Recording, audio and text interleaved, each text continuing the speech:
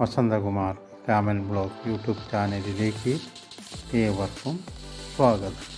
ഞാനിന്ന് പറയാൻ പോകുന്നത് ത്രിഗുണമെന്നാലെന്ത്, എങ്ങനെ അറിയാം എന്നതിനെക്കുറിച്ചാണ്. പ്രകൃതിയിലുള്ള എല്ലാ വസ്തുക്കളിലും ത്രിഗുണമടങ്ങിയിട്ടുണ്ട്. പ്രകൃതി തന്നെ ത്രിഗുണാത്മകമാണ്. ആ മൂന്നെണ്ണം സത്വഗുണം, രജോ ഗുണം, തമോ ഗുണം എന്നിവയാണ്. ത്രിഗുണം ലേശമില്ലാത്ത ഒന്നും തന്നെ പ്രകൃതിയിലില്ല. എങ്കിലും ഈ മൂന്ന് ഗുണവും അടങ്ങിയിട്ടുണ്ട്. സത്വഗുണം നിർമ്മലവും പ്രകാശമാനവുമാണ്. ജ്ഞാനമയം വിരാഗരൂപവുമാണ്. രജോ ഗുണം രാഗാത്മകവും ദുഃഖമയവും ലോഭമയവും ചഞ്ചലവുമാണ്. തമോ ഗുണം അജ്ഞാനമയവും ദുഃഖമയവുമാണ്. സത്വഗുണമാണ് സ്വീകാര്യവും നല്ലതും. എല്ലാത്തിനും എല്ലാവരിലും ഈ മൂന്ന് ഗുണം അടങ്ങിയിരിക്കുന്നു. ഇവയിൽ ഏതു ഗുണം കൂടുതലായി കാണുന്നുവോ ആ വസ്തു ആ പേരിൽ അറിയപ്പെടുന്നു. സത്വഗുണം കൂടുതലും രജസ്സും തമസ്സും കുറവായും അല്ലെങ്കിൽ സത്വം തെളിഞ്ഞും മറ്റു രണ്ടും മങ്ങിയും കാണുന്നത് സത്വപ്രധാനം. രാസം തെളിഞ്ഞതും സത്വം തമസ്സും മങ്ങിയത് രാജസ പ്രധാനം. തമസ്സു തെളിഞ്ഞും മറ്റു രണ്ടു മങ്ങിയും കാണുന്നത് താമസപ്രധാനം എന്നറിയപ്പെടുന്നു. ഓരോ മനുഷ്യൻ തന്നെ ഈ മൂന്ന് വിധത്തിലുമാകാറുണ്ട്. സത്വഗുണം ഉദ്ബുദ്ധമാകുമ്പോൾ അവൻ സ്വാത്വിക ഗുണത്തിനടിമപ്പെട്ട് സ്വാത്വികനായിത്തീരുന്നു. ചില അവസരത്തിൽ രജോ ഗുണം ഉയർന്നു വന്നാൽ രാജസപ്രധാനനായി തീരുന്നു. മറ്റു ചിലപ്പോൾ താമസഗുണത്താൽ ഉദ്ബുദ്ധനായി താമസനായിത്തീരുന്നു. ആ സമയങ്ങളിൽ അതാതിൻ്റെ ഗുണങ്ങളാൽ പ്രേരിതമായി ആ ഗുണത്തിനടിമപ്പെട്ട് അതിനനുസരിച്ചുള്ള വൃത്തിയും ചെയ്യുന്നു. അതിനാൽ ഓരോ മനുഷ്യൻ തൻ്റെ ത്രിഗുണത്തിലടിമപ്പെട്ട് പല സ്വഭാവക്കാരായി കാണപ്പെടുന്നു. സാത്വിക ഗുണം ഉദ്ബുദ്ധമാകുമ്പോൾ അവൻ നല്ല സ്വഭാവക്കാരനായി നല്ലവനായി കാണപ്പെടുന്നു.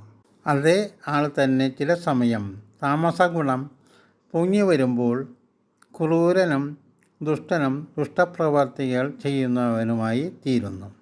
ത്രിഗുണങ്ങൾ മത്സരബുദ്ധിയോടെ മുന്നേറുമ്പോഴാണ് ഇപ്രകാരം സംഭവിക്കുന്നത്. ഇതെല്ലാം മായയുടെ കളിയാണ്. മായയെ ജയിക്കുക എന്നാൽ ഇത്തിരി ബുദ്ധിമുട്ടാണ്. മായ അങ്ങനെ പെട്ടെന്ന് പിടിവിടുന്ന കൂട്ടത്തിലല്ല. സ്വാത്വികം സത്കർമ്മത്തിനും താമസം രാജസകർമ്മത്തിനും താമസം താമസകർമ്മങ്ങൾക്ക് കാരണമായി ഭവിക്കുന്നു. ധർമാധർമ്മങ്ങൾ തിരിച്ചറിയാൻ സാധിച്ചാൽ സ്വാത്വികമാണ് ആവശ്യമെന്നറിയാൻ സാധിക്കുന്നു. സത്തിനെ അറിയുന്നു. സത്തിനെ അറിയുന്നവരാണ് സ്വാത്വികർ. അവർ ഈശ്വരനെന്ന സത്തിനെ അറിയുന്നു. തന്മൂലം സാത്വിക ഭാവങ്ങൾ ഉൾക്കൊണ്ട് നല്ല നല്ല വാക്കുകൾ പറയുന്നു, സത്പ്രവർത്തികൾ ചെയ്യുന്നു. സാത്വികർ എല്ലാ രീതിയിലും സത്തിനെ സ്വീകരിക്കുന്നു. സാത്വികാഹാരം ഇഷ്ടപ്പെടുന്നു. താമസാഹാരം അവർ ഉപേക്ഷിക്കുന്നു. താമസത്തിനെ തന്നെ ഉപേക്ഷിക്കുന്നു. താമസഗുണം ഉള്ളവർക്കും ക്രമേണ സത്വഗുണം സ്വീകരിച്ച് പതുക്കെ പതുക്കെ സാത്വികരായി തീരാൻ സാധിക്കും. മനുഷ്യൻ സദാ ഓരോ ഭാവത്തിലല്ലല്ലോ. എപ്പോഴെങ്കിലും ഭാഗ്യവശാൽ സാത്വിക സ്വലിംഗം യശാനിടയായാൽ അത് പുകഞ്ഞ് കത്തി സാത്വികം അവനിൽ എത്തി താമസത്തെ കരിച്ചു കളയുന്നു. അപ്പോൾ അവന് സാത്വികനാകാൻ സാധിക്കും. മനസ്സ് അത് ഉൾക്കൊള്ളാൻ ശ്രമിക്കണമെന്ന് മാത്രം. അപ്രകാരം താമസവൃത്തിയിൽ നിന്ന് സാത്വിക വൃത്തിയിലെത്തി സാത്വികരായി ആത്മാവിനെ അറിഞ്ഞ് ബ്രഹ്മനിഷ്ഠരായ സാത്വികർ നമ്മുടെ പുരാണങ്ങളിൽ ഇടം നേടിയിട്ടുണ്ട്. അവർ ഇന്നും ജനമനസ്സുകളിൽ ജീവിക്കുന്നുമുണ്ട്.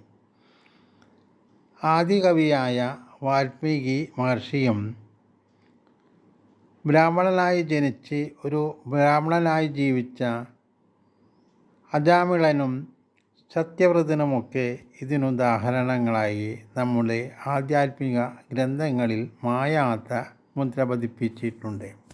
സാത്വികരായി ആത്മാവിനെ അറിഞ്ഞ് ബ്രഹ്മനിഷ്ഠരായി ജീവിക്കാൻ കഴിഞ്ഞാൽ അത് മഹത്തായ ഒരു കാര്യം തന്നെയാണ്.